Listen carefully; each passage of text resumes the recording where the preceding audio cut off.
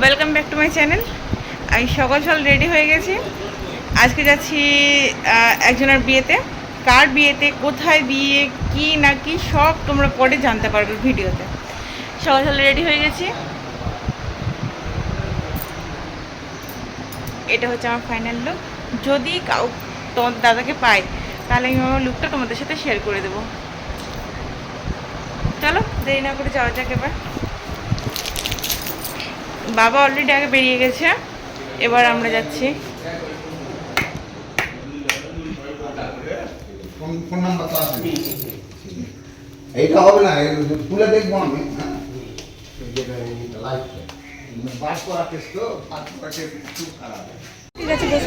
আমি মিস্টার এখানে তুই গাড়িতে চাপতে পারিস না, আর উল্টে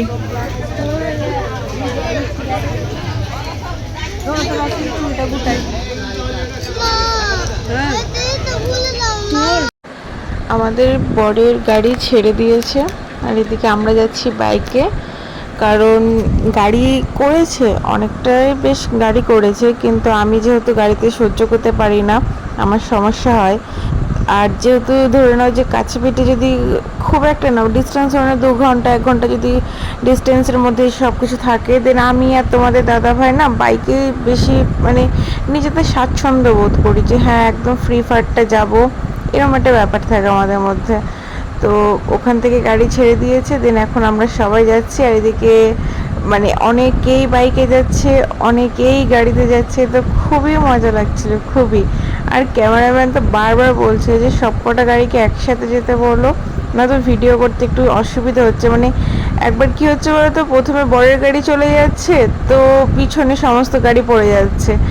আবার যখন পিছনে সমস্ত গাড়ি চলে সামনে যখন কিছু গাড়ি চলে যাচ্ছে, তো পিছনে কিছু গাড়ি থেকে যাচ্ছে। এইভাবে মানে কত জায়গায় যে গাড়ি থেমে থেমে আমরা গিয়েছি সেটা বলবার না, এইভাবেই চলে যাচ্ছে। আর আমরা তো বাইকে গেছি, তা আমাদের কাছে ব্যাপারটা খুব মজার।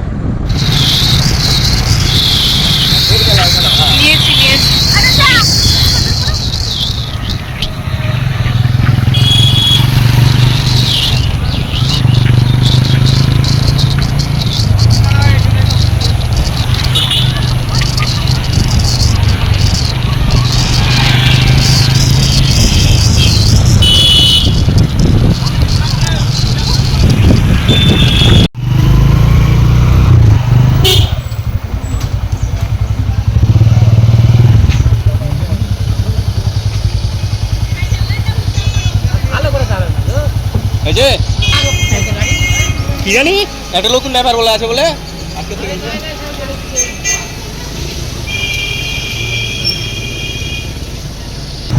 আমরা যেভাবে থেমে থেমে যাচ্ছি, তো আমরা না মানে গাড়িকেও আমাদের সাথে সাথে থামতে হচ্ছে। তো বাবা ওখানে সামনে বসে আছে, বাবা বলছে যে মানে ভীষণ গরম, ভীষণই গরম লাগছে। আমি তাহলে ড্রাইভারকে বলেন এসি চালাতে, তো যাই হোক বললি যে না থাক, আসার সময় চালাবো, কাছাকাছি তো চলেই এসছি, তাই হোক।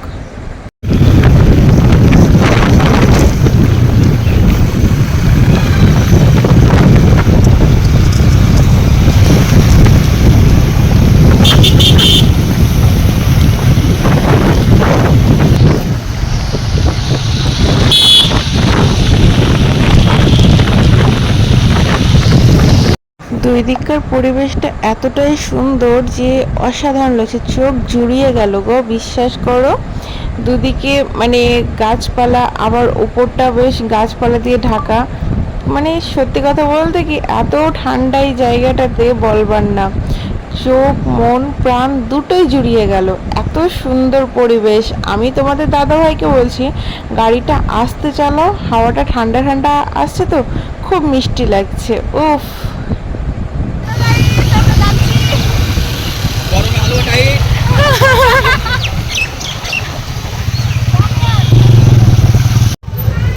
কি আছে এটাতে? মলিমা আছে, বিয়ের জন্য মলিমা। এর ভিতরে কি আছে? মলিমা বাতাসা আছে।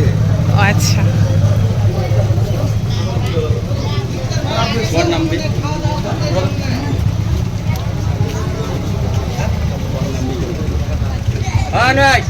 ক্যামেরা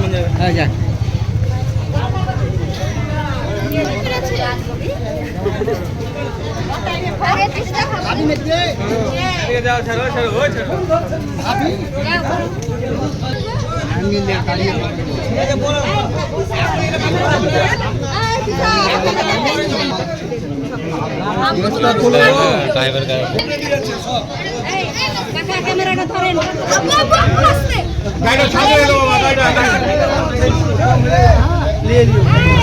এইদিকে নাকি ওদিকে জামাই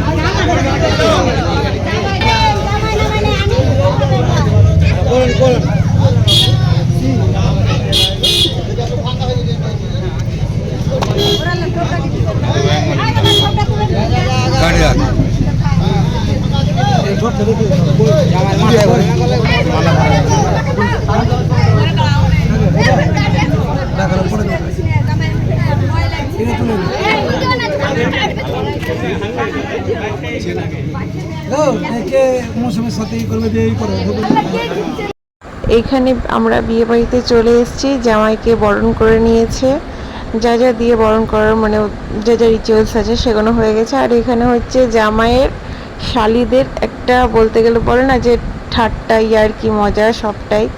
এখানে সর্বদা সব কী কী মিশিয়েছে, দেন মানে ধরে নাও যে 6টা গ্লাসের মধ্যে একটা শুধুমাত্র ভালো বেরোবে, বাদ বাকিতে যে কী কী আছে সেটা কেউই জানে না, যে খাবে সে জানে।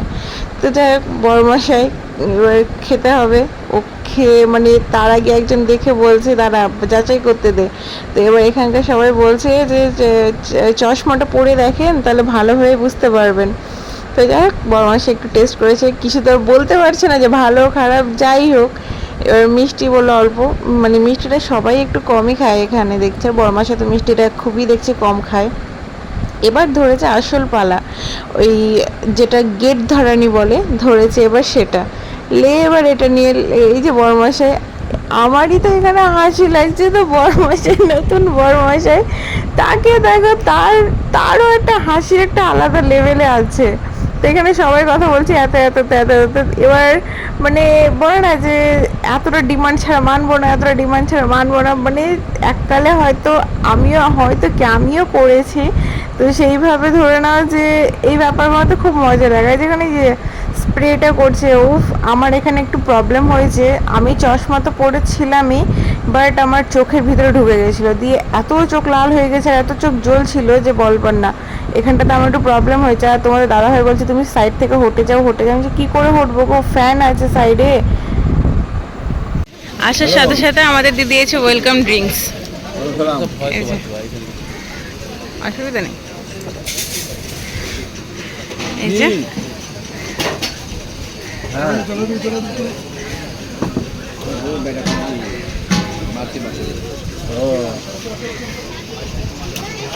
কটার দিকে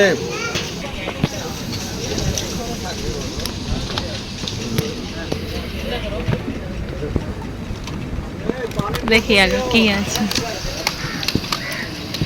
ব্যাপারটাকে দেখবে না, আরে বাহ, ওই তো ভালোই আছে। তোমারটা খুলছি দিনটাই করে নিতে খাবে শোনো একটা রেখে দাও, রেখে দাও ভালো করে। প্যাকেটেই তো আমাদের যা ফলমূল ছিল তাতেই আমাদের সবার পেট ভরে গেছে। আবার এখানে এখন লুচি, ছোলার ডাল, আবার পোলট্রির মাংস কষা কষা এগুলো সব দিচ্ছে। তো সত্যি কথা বলতে কি যে ওদের অতিথি আপ্যায়নে ওরা কোনো ত্রুটি রাখেনি, খুবই ভালো খাইয়েছে, পরিবেশনে খুবই ভালো করেছে সবার সাথে, মানে আবার ভালোভাবে ব্যবহারটা সবথেকে বড় কথা, সবার সাথে ভালোভাবে ব্যবহারও করেছে। আবার এখানে আমরা যখন বলছিলাম যে গরম লুচি নিই, তো সেটারও ব্যবস্থা করে ওরা এনে দিচ্ছে, তো খুবই ভালো হয়েছে। সবার নাস্তা করা কমপ্লিট হয়ে গেছে, আমরা কিছুক্ষণ ঘরে বসেছিলাম, দেন তোমাদের দাদাভাই বললো একটা দারুণ জায়গা আছে চলো ওখান থেকে ঘুরে আসি। তো চলো, এখানে এসে দেখছি কম বেশি মানুষ সবাই এখানেই বসে আছে, এত সুন্দর হাওয়া দিচ্ছে না, সত্যি কথা বলতে প্রাণ জুড়িয়ে গেছে গো। আমরা সবাই ওখান থেকে চলে এসেছি ঘুরে, আর আমরা এখন লাঞ্চ করতে বসে গেছি। আর এখানে দু ভাই মিলে একসাথে বসেছে, মানে যেরকম ধরনের আমরা নাস্তা করার সময় তো 4 জন মিলে একসাথে বসেছিলাম, এখনও লাঞ্চের সময় তো আমরা 4 জন মিলে একসাথে বসেছি। খুবই ভালো মানে খাওয়া দাওয়া করেছে। রান্নার তো টেস্টের তুলনা নেই, খুব সুন্দর রান্না হয়েছে। চিকেন কষাটা যা করেছে সত্যি কথা বলতে এখন অবধি আমার মুখে লেগে আছে। চিকেন কষাটা অসাধারণ করেছে। কাবলি ছোলা দিয়ে পনিরের একটা তরকারি, আমি আবার বললাম যে পনিরটা দিন, তো মানে পনির দিব, মানে আমি শুধু বলেছি পনিরটা দিন। ওরা যেভাবে যে তুলনামূলক পনির আমাকে তুলে দিয়েছে, সত্যি কথা বলতে অনেক জায়গাতে রিসেপশনে কারোর বিয়েতে বলো তো মানে আমাদের ইনভাইট ছিল, সেখানেও খাওয়া দাওয়া করেছি, কিন্তু এইখানকার মতো পরিবেশন সত্যি কথা বলতে কোথাও আজ পর্যন্ত আমি দেখিনি। এখানে আমি কি আমার বাড়িতে যারা যারা গেল দেখলো সবাই ফার্স্ট টাইমে আমি দেখলাম যে এখানকার পরিবেশনটা এত সুন্দর। পনিরের পাতে আমার পাতে দেখতে পাচ্ছি তোমাদের দাদা ভাইও তুলে দিল, দেন ওখান থেকে যিনি দিচ্ছে সেও দিল। আর এখানে সবাই এখন আমরা একসাথে খাওয়া দাওয়া করবো। ফ্রাইড রাইসটা দারুণ করেছে। আমাদের খাওয়া দাওয়া এখানে অলমোস্ট ডান। আর এখানে বাবার অবস্থাটা তোমরা দেখো। হজম হজম হবে বাবা। অনেক খেলাম হ্যাঁ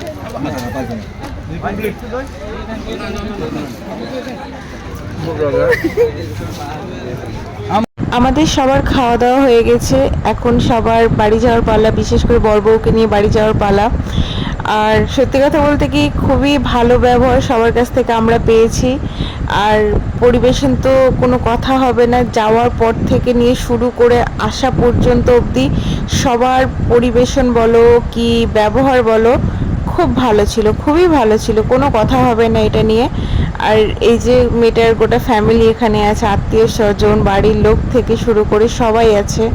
সত্যি কথা বলতে কি এই ব্যাপারগুলো আমার কাছে অনেকটাই ভালো লাগে। আর সব থেকে একটা কঠিন মুহূর্ত হচ্ছে মেয়ে বিদায়।